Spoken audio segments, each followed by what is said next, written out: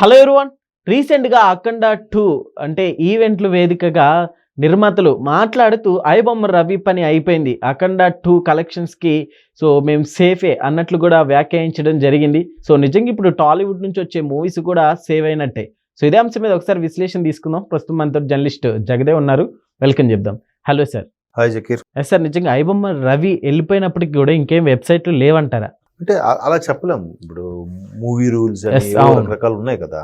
So అంటే maximum ఒకరిని పట్టుకోగలిగారు. ఇంకా చాలా ఉన్నాయి. మేబీ ఆయన కూడా దగ్గర దగ్గర ఒక 20-30 సైట్ల వరకు కూడా పెట్టుకొని లాంచ్ చేసి పెట్టుకున్నాడు. బప్పం ఇవన్నీ ఉన్నాయి. ఈ రెండే తెలుసు. మిగతావి ఏమున్నాయో తెలియదుగా. మరోవైపు ఐబొమ్మ రవి ఇన్వెస్టిగేషన్లో చాలా విస్తుపోయే వాస్తవాలు ఒక్కొక్కటిగా చెప్తున్నాడంట, లీక్ చేస్తున్నాడు.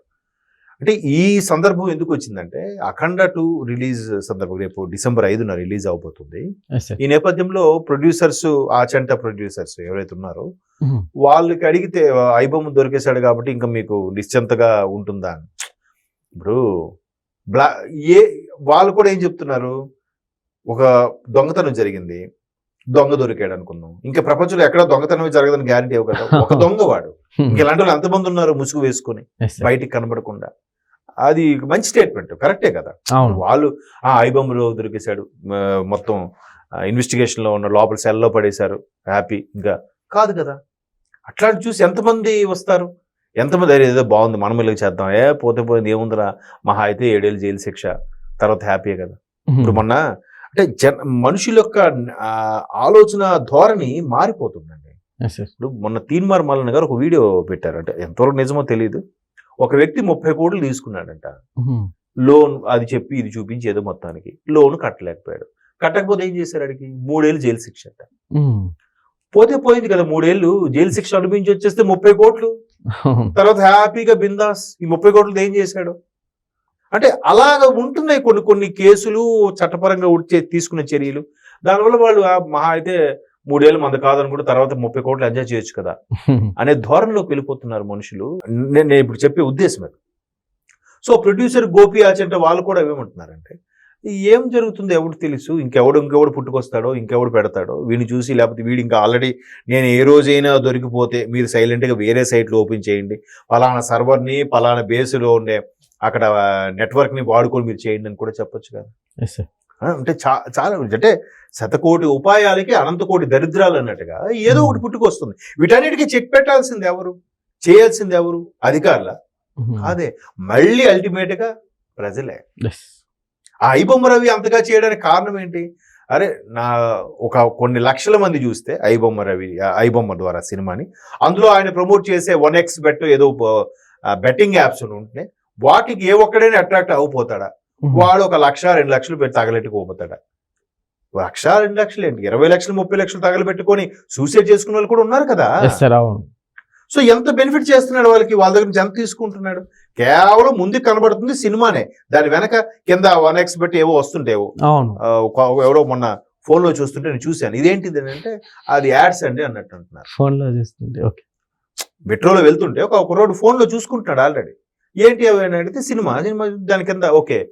ఫోన్లో అలా చూసుకుంటున్నారంటే ఆడు ఇప్పుడేమైంది, మా అలాంటి పేదలకి ఐబొమ్మ రవి ఇదిరా.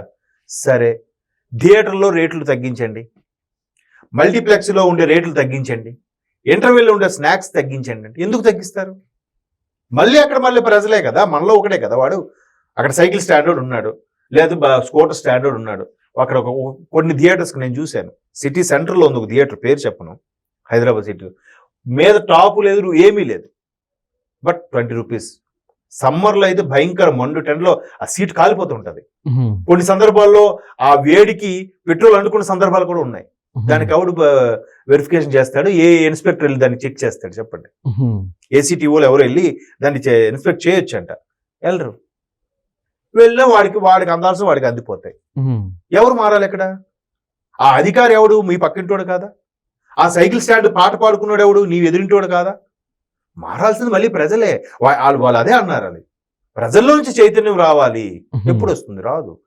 నీకంటే పైసలు ఉన్నారా బాయ్, పోయి సినిమాకి వెళ్ళి చూస్తావు, మేము అంత పెట్టలేము, నేను ఫోన్లో చూసుకుంటా. Mhm. Yes, sir. ఇప్పుడు పోనీ ఆ సైకిల్ స్టాండ్ 20 రూపాయలు పెట్టాడంటే వాడు ఎందుకు పెడతాడు? వాడు ఎంతో పాట పాడుకొని ఉంటాడు సంవత్సరానికో ఎంతకో థియేటర్ వాడికి ఇవ్వడానికి. Yes, sir. థియేటర్ వాడు వాస్తవానికి నీ దగ్గర సినిమా చూడకుండా వాడు ఫ్రీ పార్కింగ్ పెట్టించాలి. ఎవడే? షాపింగ్ మాల్స్ కూడా ఫ్రీ పార్కింగ్ ఇవ్వాలి. ఆ మధ్యన గవర్నమెంట్ చేసింది, షాపింగ్ మాల్ ఫ్రీ పార్కింగ్ ఇచ్చారు కొన్నిటికి. ఇంకొన్నిటికి ఏం చేస్తున్నారు, పార్కింగ్ ఇస్తాము, మీరు పైన కొన్న షాపులు ఏదో ఒక షాపులో మీరు బిల్లు చూపిస్తే మీకు ఇక్కడ పార్కింగ్ రిసిప్ట్ ఇవ్వము, బిల్లు చూపించకపోతే ఫైన్ 20 రూపాయలు ఛార్జ్ చేస్తామని చెప్తున్నాడు. తెలివిగా వాళ్ళు ఏం చేస్తున్నారు, ఈ మాల్స్ లో వీటన్న సెక్యూరిటీ వాళ్ళందరినీ వేరే భాష వాళ్ళని పెట్టడం. అందరికీ ఆ భాష రాదుగా, అందరూ ఆర్గ్యూ చేయలేరుగా. మనం ఒకటంటే వాడు హిందీలో అంటాడు, వాడు ఏదో భాష చెప్తున్నాడు, అర్థం కాదని చెప్పి ఎందుకు ఆడితో గొడవ అని చెప్పి 20 రూపాయలు ఇచ్చి వెళ్ళిపోతున్నారు. ఇది ఒక టెక్నిక్ మళ్ళీ. సో ఇక్కడ మారాల్సింది ఎవడు? థియేటర్ ఓనరా, పార్కింగ్ కూడా, లోపల సమోసాలు అమ్ముకునేవాడా, లేదా సినిమా చూడడానికి వచ్చినవాడా? సినిమా చూడడానికి వచ్చినాడు, అరే బయట 10 రూపాయల సమోసా నువ్వు 30 రూపాయలు అమ్ముతున్నారా, నేను కొనని చెప్పి వెళ్ళిపోవచ్చుగా. ఒకడు వెళ్తాడు, మిగతా 20 మంది కొంటారు. ఆ పోరా పక్క నువ్వు కొనపోతలేదు అనే బూతులు మాట్లాడే పరిస్థితి కూడా వస్తుంది. సార్ ఇప్పుడు ఐబొమ్మ రవి అంటే ఐబొమ్మ లేదు కాబట్టి ఎంతో కొంత కాస్త సేవ్ అయినట్టే కదా. సేవ్ ఏమండి చెప్పాను ఇంతకు ముందే, అది కాకపోతే ఇంకోటి వస్తుంది, ఇంకేదో వస్తుంది. ఇప్పుడు అదే అంటున్నారు కదా, జనాలు కూడా రిసోర్సెస్ వెతుక్కుంటున్నారు. ఐబొమ్మ క్లోజ్ అయిపోయిందా, లేదా వేరే ఇంకో ఐబొమ్మ కాకపోతే ఈ బొమ్మ అంటాడు, ఈ బొమ్మ కాకపోతే జెడ్ బొమ్మ అంటాడు. ఏదో కొత్త పాత అడ్రస్లు మార్చి మళ్ళీ రిలీజ్ చేస్తున్నారు. ఏదో ఒక విధంగా చూసాడు, లేదా ఎవడో ఒకడు పాకెట్లో ఫోన్ పెట్టుకొని వెళ్ళి దాన్ని రికార్డ్ చేసుకుని వస్తున్నాడు. అసలు థియేటర్లకు ఫోనే అలౌ చేయకూడదు అలాంటప్పుడు. ఇంకెవడు వస్తాడు? రాడు. పోనీ ఎందుకు అంత కాస్ట్ పెడుతున్నారంటే ఎవరైనా అడగగలరా? మేము ఎంత కాస్ట్లీ పెట్టి కట్టాం భయ్, మాకు మరి రెంట్ రావద్దా అంటాడు మల్టీప్లెక్స్. మేము ఎందుకు టికెట్ల రేట్లు పెంచాలంటే, మరి బాబు మేము డైరెక్ట్ హీరోలకు ఒక్కొక్కడు 100 కోట్లు ఇస్తున్నాం స్వామి, మేము మరి హీరోకి పైసలు ఇవ్వాలంటే మరి ప్రొడ్యూసర్ బతకాలంటే రేట్లు పెంచొద్దా అంటాడు. ఎవరు కరెక్ట్? 100 కోట్లు ఏంటండి, వేసుకునే కోట్లు అవన్నీ 200 కోట్లు ఏంటండి ఒక్కొక్క హీరోకి? ఎవడు సొమ్ము సార్ ఇది? సో ఇంక ఇదిలా మాట్లాడుకుంటుంటే ఎన్డీఏ టాపిక్ కాదు ఇది. అల్టిమేట్ గా అందరూ మారాలి, అందరూ. ఆ మార్పు అనేది రాదు. ఇంక ఇది మేబీ కలికాలమేమో. ఒకవేళ ఎవరికి ఏమని అన్నా కూడా ఒక్కొక్కడికి ఆవేశం, పౌరుషం. ఇప్పుడు రోడ్డు మీద వెళ్తున్నాము, వాడు ఆటో వాడు ముందుకు ఇలా పెట్టుకొని చూసుకొని మధ్యలో వెళ్తుంటాడు, ఫాస్ట్గా వెళ్తాడు. ఆర్నేసి వెళ్తే వెళ్ళొచ్చు కదా, అంత దారి ఉంది కదా అంటాడు. నువ్వు అడ్డగా వెళ్తున్నావు రోడ్డు మధ్యలో. ఇంకొకటి ఇలా డ్రైవ్ చేసుకుంటూ వెళ్తాడు. అరే బాబు ఆర్నేస్తుందంటే క్యా అంటున్నాడు. అంటే నువ్వు పోతే పో, నువ్వు వెళ్ళి ఇంకోటి గుద్దుతావుగా. ఎవరు చెప్పాలి? ఈ ఆవేదన ఎవరిది? ప్రజలే మారాలి. మారు. అందరూ సింపుల్ గా రాజకీయ నాయకుడు ఆడు తిన్నాడు, ఈడు తిన్నాడు, ఈ అధికారులుగా ఉన్నాడు, అలాగన్నాడు తోసేసి గడిపేస్తా ఉంటాం. ఒక బండి పార్క్ చేయడం కూడా రాదు ఒక్కొక్కడికి, తెలుసా అండి? అడ్డగా పెట్టి వెళ్ళిపోతాడు. 5 మినిట్స్ ఆగి వస్తాడు అంటే. దానికి కామన్ సెన్స్లెస్ ఫెలోస్ చాలా మంది ఉన్నారు. అందుకే బాలయ్య గారు అప్పుడప్పుడు కొంతమంది కొట్టడానికి కారణం అది. ఎవడైతే కామన్ సెన్స్ తో ఉండడో వాడిని కొడతాడు ఆయన. చనిపోయే దగ్గరికి వెళ్ళి కోట శ్రీనివాసరావు గారు చనిపోయిన పలకరింపుకి వెళ్ళినప్పుడు కూడా సెలబ్రిటీ పెట్టారు సెల్ఫీ అని అంటే ఆ కామన్ సెన్స్ ఎవరికి ఉండాలి? సామాన్యుడికి ఉండాలి. ఒకవేళ సెలబ్రిటీ సెల్ఫీ దిగలేదు అనుకోండి, వీడికి ఎంత బలుపురా, ఎంత ఇదిరా, అదే నీ కామన్ సెన్స్ ఉండక్కర్లే. కాబట్టి ఈ బొమ్మ దొరికితే ఇంకో ఓ బొమ్మ వస్తుంది, A to Z వరకు ఉన్నాయి ఇంకా బొమ్మలు ప్రతి. అందుకే ప్రొడ్యూసర్ అల్టిమేట్ గా నష్టపోతే ప్రొడ్యూసర్స్ అండి. Hero safe game, safe zone లో ఉంటాడు.